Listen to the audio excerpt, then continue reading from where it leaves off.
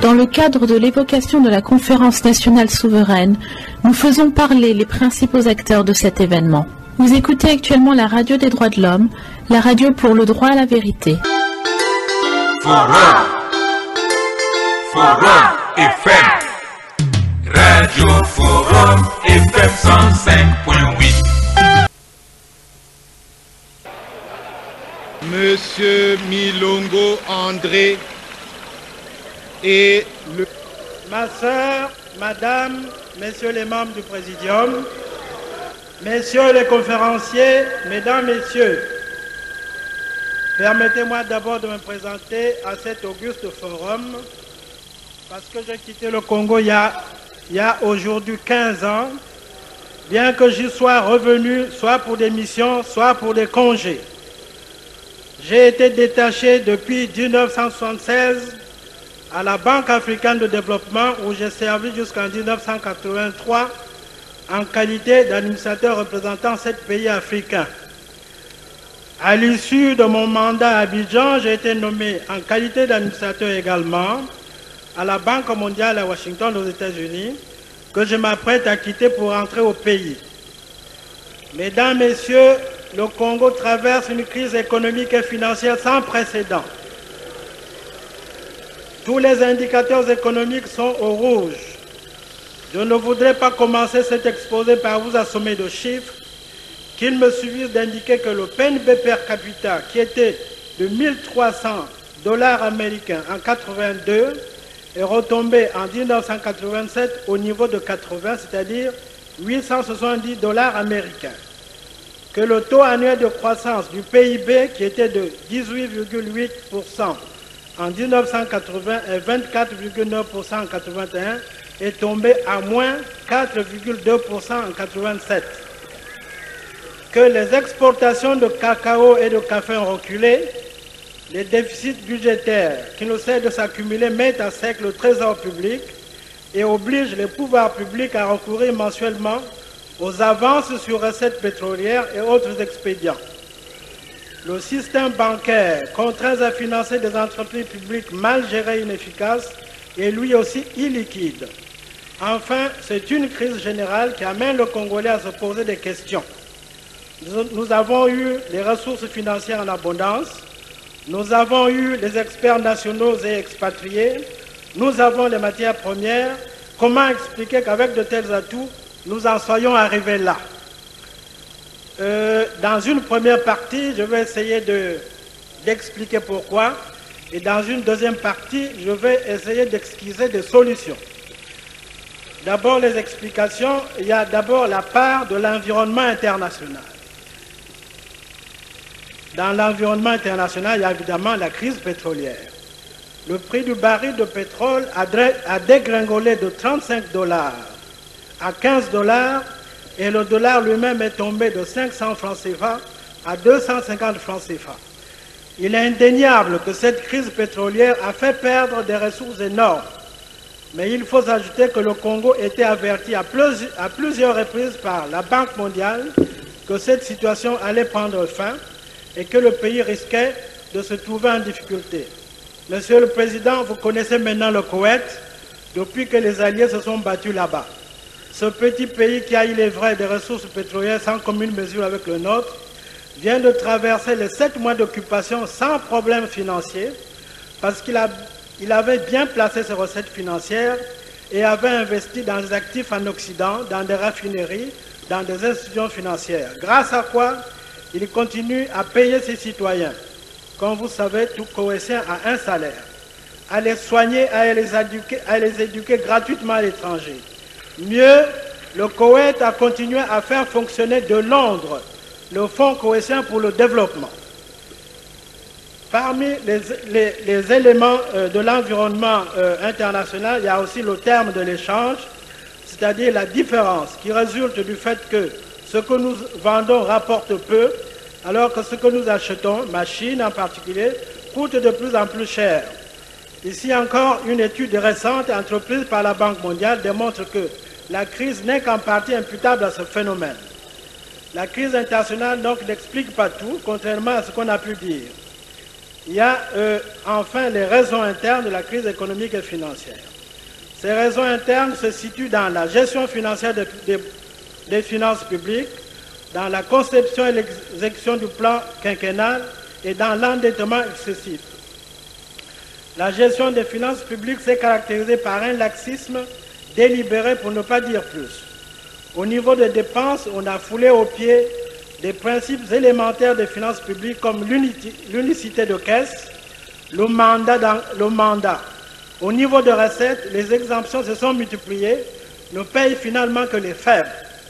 Si des ministres, des directeurs de services peuvent ouvrir des comptes bancaires non seulement à l'intérieur du Congo, mais même à l'étranger, qu'ils peuvent mouvementer avec des chèques, comment s'étonner des détournements? Voyez-vous, Monsieur le Président, les pratiques étaient différentes entre 1964 et 1969. Je vais illustrer ce que je viens d'affirmer par un exemple. Lorsque nous avons pris en charge le trésor public congolais en 1964, j'étais le premier trésorier général congolais, les Congolais et les Français s'attendaient à voir le Congo se trouver rapidement en état de cessation de paiement. Au point que le ministre français des Finances, un certain Giscard d'Estaing, devenu par la suite chef de l'État français, envoya à son homologue congolais, qui était Edouard Babakas, une lettre dans laquelle il lui suggérait, il le suppliait presque, de demander au Trésor français une avance de trésorerie sous peine de voir le pays, écrivait-il, manquer de liquidité. Cette lettre fut adressée au Trésor congolais pour commentaire.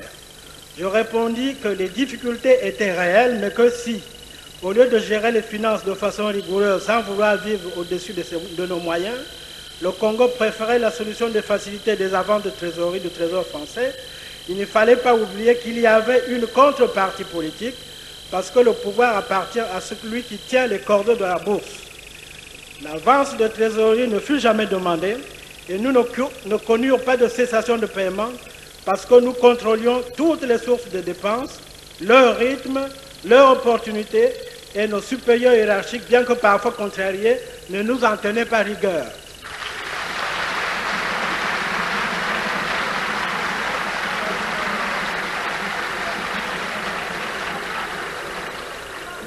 Monsieur le Président, j'ai d'autres exemples, je vais en citer un autre. Je suis rentré de France jeune fonctionnaire nommé trésorier général. J'ai résidé au-dessus des bureaux. L'appartement était immense pour un jeune marié sans enfant, mais sans rideau également. Je formulais une demande écrite pour en acheter. Le directeur des finances, Emmanuel Nebeka, qui est dans la salle, me répondit que l'appartement du trésorier général n'était pas une maison de fonction. Je revisitais ce même appartement quelques mois après mon départ du Trésor. L'État avait non seulement acheté les rideaux, mais même accepté de caroler tout l'appartement. Un autre exemple, en 1969, Edouard Babakas, nommé ambassadeur à Paris, me rencontre dans la rue et me dit « Va dire à Emmanuel qu'il exagère ». Je lui demande pourquoi, il me répond « Il sait bien que je suis affecté à Paris ». Mais quand je lui ai demandé pourquoi il ne m'a pas mandaté mon salaire d'ambassadeur, il m'a exigé un certificat de prise de service.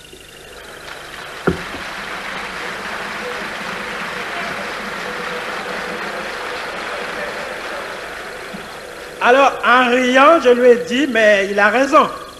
Alors, Edouard Babacar se tut et n'alla pas plus loin parce qu'il savait que c'était la règle en la matière.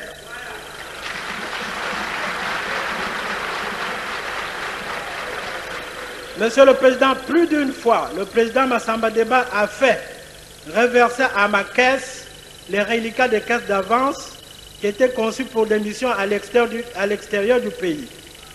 Durant toute ma carrière de trésorier général, je n'ai jamais été appelé ni par le chef de l'État, ni par mon ministre des Finances pour sortir de l'argent en contravention des normes comptables établies.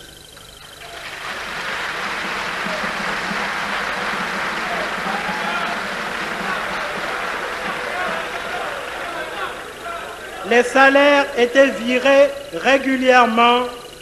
Nous ne connaissions pas les mois de plus de 30 jours. Nos ambassades à l'étranger fonctionnaient normalement.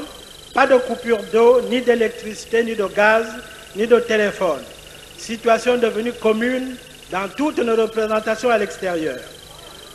Les usagers du service public n'avaient pas besoin de garnir la main d'un billet de banque pour le paiement de leurs factures. Grâce à une gestion saine, stricte et responsable, les finances publiques fonctionnaient normalement.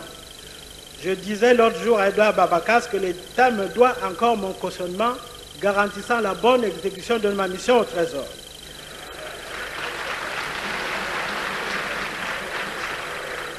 Les détournements étaient rarissimes. Si je me souviens bien, il y en a eu 2 ou 3 en 5 ans que j'ai comblés avec les indemnités qui m'étaient versées par le Trésor public, mes indemnités personnelles. Et les coupables étaient jetés en prison.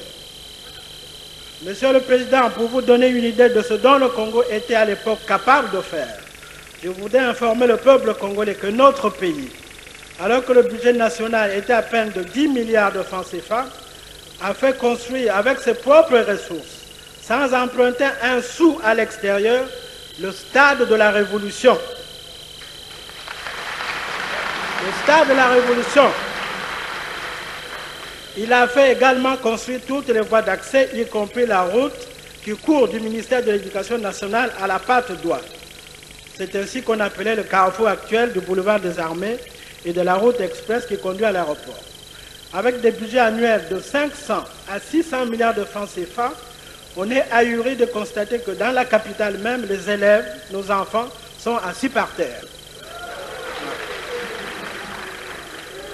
Manifestement, quelque chose ne va pas.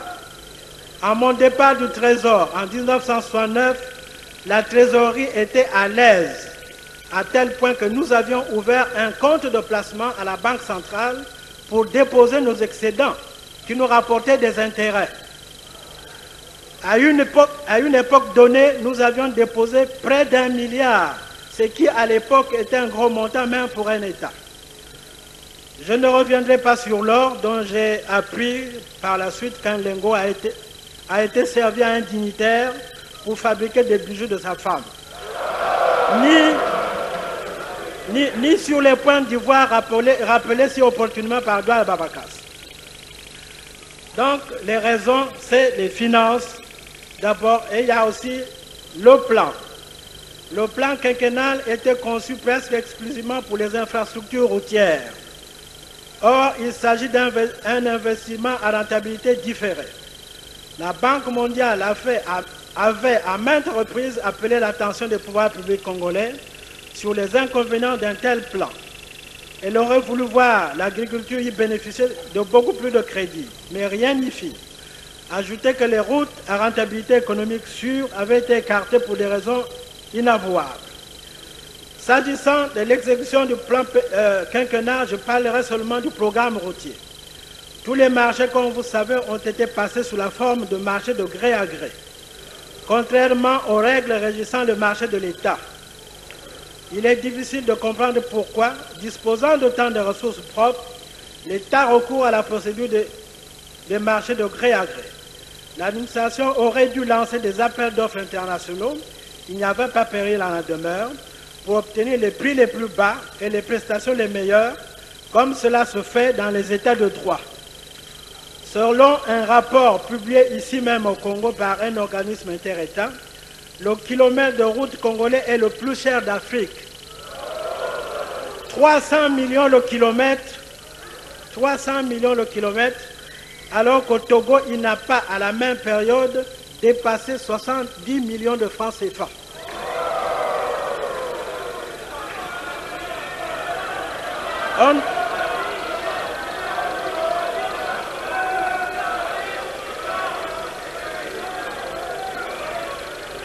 On a même conclu des marchés de gré à gré en accordéon. Je disais qu'on a même conclu des marchés de gré à gré en accordéon. Par exemple, à la signature, le coût d'un tronçon routier était estimé à 17 milliards. À coût d'avenants de toutes sortes, il a coûté la bagatelle de 60 milliards de francs CFA et les travaux n'étaient pas terminés faute de ressources, bien que de dettes importantes aient été contractées.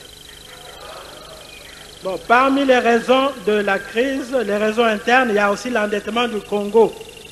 La dette atteint au 31 décembre 90, 1300 milliards de francs CFA. Rien que le capital, sans les intérêts. Rien que le capital.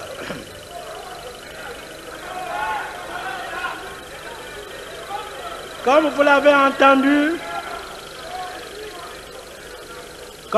entendu, cela fait du Congo, comme vous l'avez déjà entendu, le pays le plus endetté par tête d'habitants.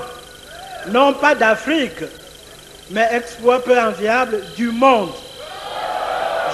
Je dois avouer que, sans vouloir jeter la pierre aux responsables de cette situation, la dette congolaise soulève bien de légitimes interrogations. Comment a-t-on pu atteindre ce sommet alors qu'à la même période, les budgets annuels ont pu engranger bon an mal an des sommes colossales de 500 à 600 milliards de francs CFA? Effectivement, en observant l'évolution de la dette congolaise, on s'aperçoit qu'en 70, elle est quasi inexistante. En 80, elle atteint déjà 1686 millions de dollars.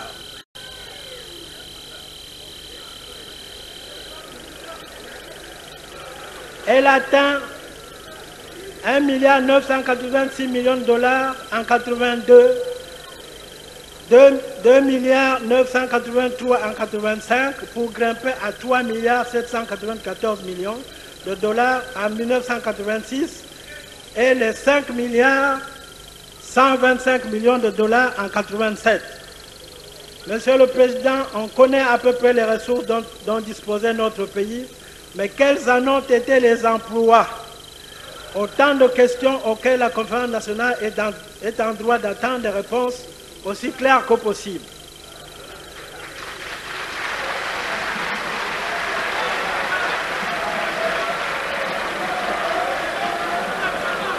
Mais, Monsieur le Président, je voudrais maintenant passer à la deuxième partie de mon exposé. Il s'agit de l'esquisse de solutions. Je vais esquisser quelques solutions, mais j'avoue qu'il n'y a pas de solution toute faite. Il ne faut pas qu'on se fasse des illusions. Il n'y a pas de solution miracle. D'abord, au niveau des finances publiques, la situation financière inspire les plus vives inquiétudes. Notre budget pour 1991 est, pour ainsi dire, otage de deux catégories de dépenses. Les dépenses de personnel qui, à elles seules, vont, en tenant compte de l'augmentation des effectifs et du niveau des rémunérations, absorber environ 134 milliards de francs CFA. Le deuxième élément, la dette qui, si elle était honorée, aspirerait au minimum 110 milliards de francs CFA par an. Ces deux catégories atteignent à elles seules donc 244 milliards de francs CFA. Mais il n'y a pas que ces deux catégories de dépenses. Il faudrait que l'administration fonctionne, que tournent nos hôpitaux et nos écoles. Il faudrait que nous investissions, etc., etc. Face à cette situation, les ressources se contractent comme une peau de chagrin. Dans l'immédiat prévisible, notre source de recettes reste le pétrole. Mais sur la base d'un prix de baril de pétrole de 19 $, prix observé ces derniers jours, il ne nous rapportera qu'une centaine de milliards. Les recettes ordinaires ne dépasseraient pas 93 milliards au cours de cet exercice budgétaire. Compte tenu de ce qui précède, il est pratiquement impossible de boucler de façon réaliste le budget 91. Que faire alors? Du côté du pétrole, le montant des recettes pétrolières dépend, comme vous savez, des quantités produites et du cours mondial de pétrole brut, mais également des coûts de production que les compagnies pétrolières sont autorisées à déduire pour le calcul des impôts sur les bénéfices. La base retenue pour déterminer l'amortissement n'est pas claire. Or, c'est là un élément important de la structure des coûts des compagnies pétrolières. C'est pourquoi, Monsieur le Président, je me permets de suggérer ce qui suit. Ces compagnies sont des partenaires de l'État congolais depuis plus de 2 décennies. Entrons en discussion avec elles comme cela arrive ailleurs. Elles comprendront sans nul doute que nous exigeons une plus grande transparence, surtout si elles n'ont rien à cacher. Ici encore, la Banque mondiale a, à plusieurs reprises, offert au Congo de financer un audit de ces compagnies.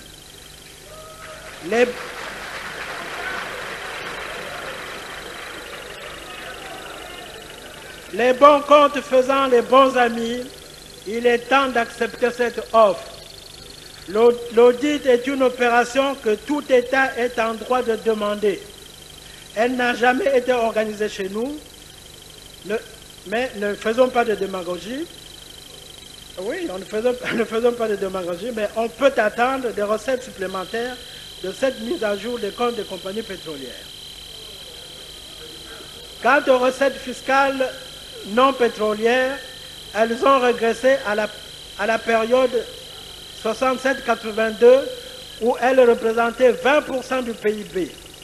En effet, en 87, elles ne représentaient plus que 15% de ce même PIB. Une meilleure productivité du système fiscal non pétrolier ne devrait être envisagée que sur le moyen et même le long terme.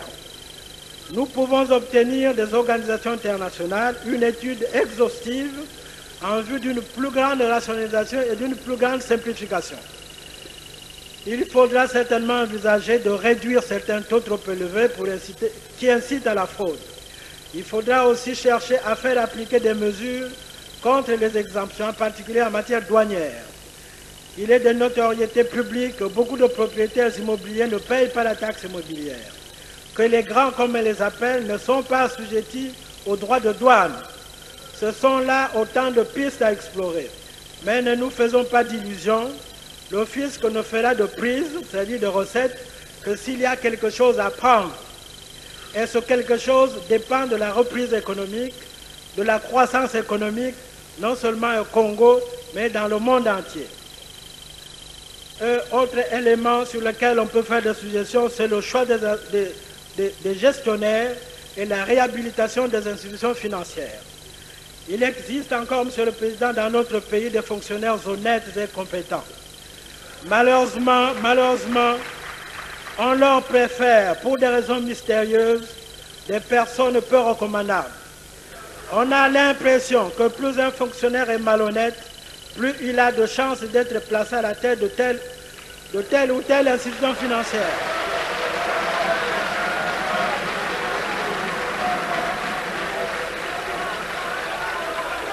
Monsieur le Président, c'est la prime au détournement et à la combine. Il faut mettre fin à ces pratiques si nous voulons réellement assainir nos finances publiques. Au plan des institutions financières, il faut donc réhabiliter les fonctions du Trésor dans toute leur plénitude, ce qui signifie l'interdiction absolue aux fonctionnaires autres que les comptables de l'État de manipuler les deniers publics.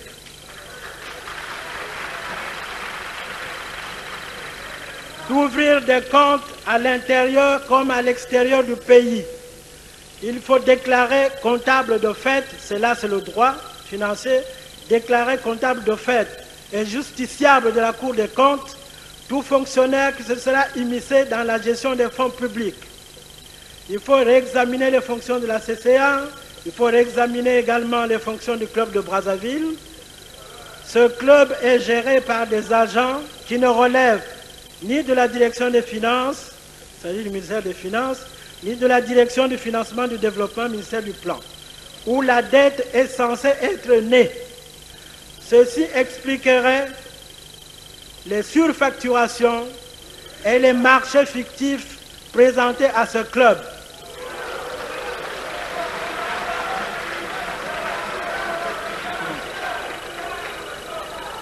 Il faut également punir sévèrement tout détournement de deniers publics.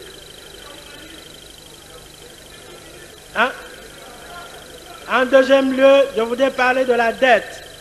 En ce qui concerne la dette, elle doit être renégociée, le Congo n'étant pas capable de la rembourser. Vous savez que la communauté internationale débat de ce problème depuis plus de 10 ans. Elle a classé les pays débiteurs en deux catégories, celle des pays à revenus moyens, dans lesquels se trouve malheureusement notre pays, et celle des pays pauvres qui ne peuvent pas, en raison de leur pauvreté, emprunter sur le marché financier. Pour cette dernière catégorie, la communauté internationale a prévu un certain nombre de mécanismes d'allègement de la dette, allant parfois jusqu'à l'annulation pure et simple. Les pays à revenus intermédiaires bénéficient quant à eux d'autres mesures. Il s'agit de rééchelonnement, de rachat de dettes avec des cotes, des conversions de dettes en actions offertes aux créanciers, actions représentant un investissement dans les entreprises de pays débiteurs. Notre pays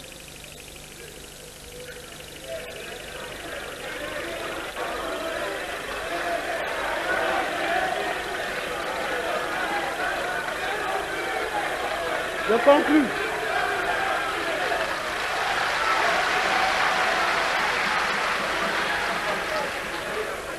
Monsieur le Président, notre pays a déjà bénéficié d'un rééchelonnement négocié avec l'assistance du Fonds monétaire international. Des études ont été entreprises pour le rachat et la conversion des actions. Toutes ces mesures n'ont pas soulagé le Congo de sa dette extérieure parce que l'essentiel de la dette congolaise étant une dette publique et bilatérale, il n'est pas justiciable de ce traitement, c'est-à-dire la conversion, le rachat. C'est pourquoi je soutiens que la solution à la dette congolaise passe par la négociation. C'est la France, notre plus grand créancier. Essayez de négocier avec elle. Comme vous savez qu'un pays de l'Est européen, la Pologne, presque développé si on le compare au Congo, a déjà bénéficié d'une remise substantielle de sa dette envers les pays occidentaux. Pourquoi notre pays ne bénéficierait-il pas d'une telle mesure? Ceci, il faut le dire, ne sera possible que si, au préalable, nous nous entendons avec les organisations internationales, le système de Bretton Woods, c'est-à-dire le Fonds monétaire et la Banque mondiale. Dans la situation actuelle de notre pays, qui dit renouer avec ces institutions, dit reprendre les négociations pour un autre programme d'ajustement structurel. Donc, puisque le temps presse, je m'en vais à la conclusion. Avant de terminer, je voudrais dire que l'institution que je quitte est un observatoire unique au monde pour les problèmes de développement. Je suis en mesure de vous dire que nous vivons un monde dur, impitoyable, dominé par la concurrence. Ce sont les meilleurs qui gagnent. Regardez le Japon, regardez Taïwan, regardez Singapour, regardez la Corée du Sud. Je vous rappelle qu'en 1964, le PNB du Ghana était égal à celui de la Corée du Sud. Oui. C'est pourquoi nous devons encourager l'effort, la compétence, la conscience professionnelle. Comme Montesquieu l'a dit, quand dans un royaume, il est plus avantageux de faire la cour au roi que de faire son devoir, tout est perdu.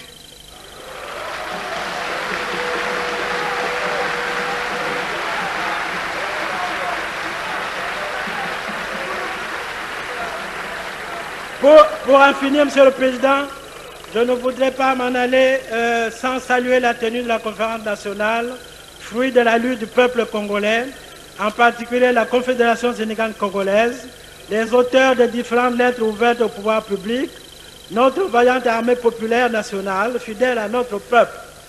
J'en ai terminé. Merci, Monsieur le Président.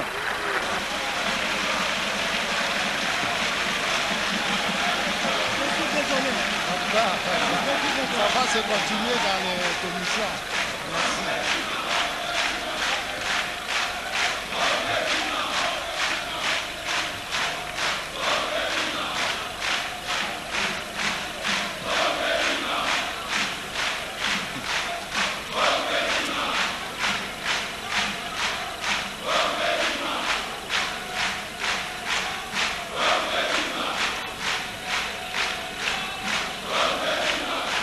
Délégation de CHU.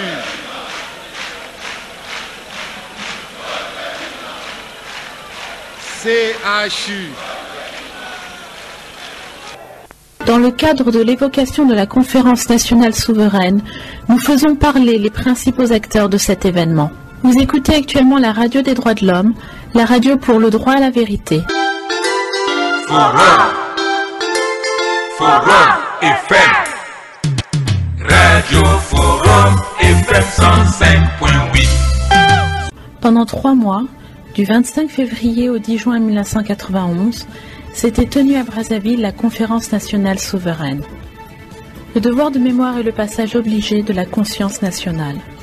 Conscient du fait qu'au-delà du devoir de mémoire, il y a un devoir de connaissance qui se définit, la constitution d'un savoir seul apte à construire une mémoire vraie.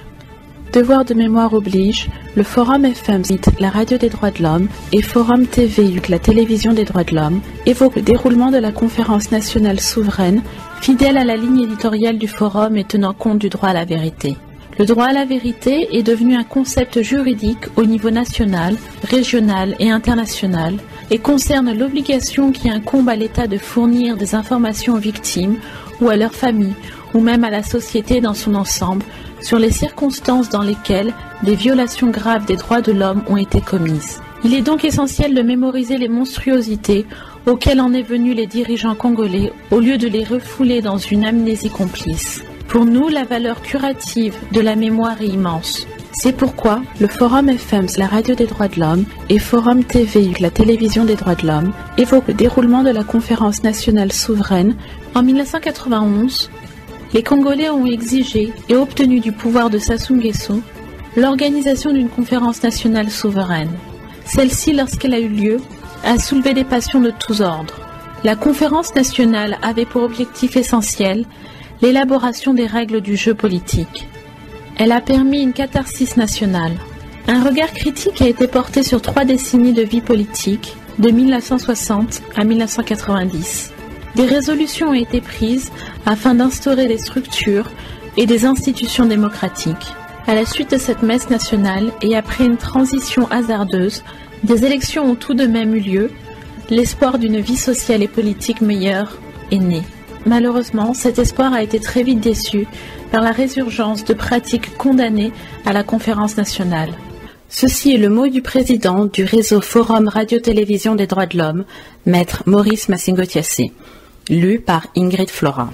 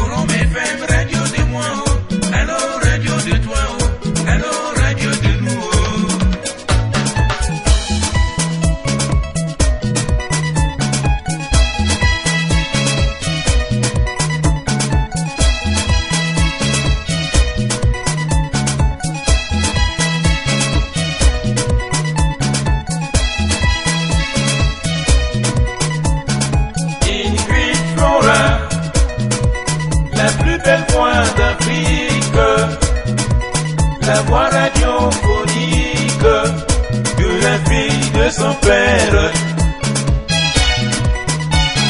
Ingrid Flora, la plus belle voix d'Afrique. La voix radiophonique de la fille de son père. Écoutez ça.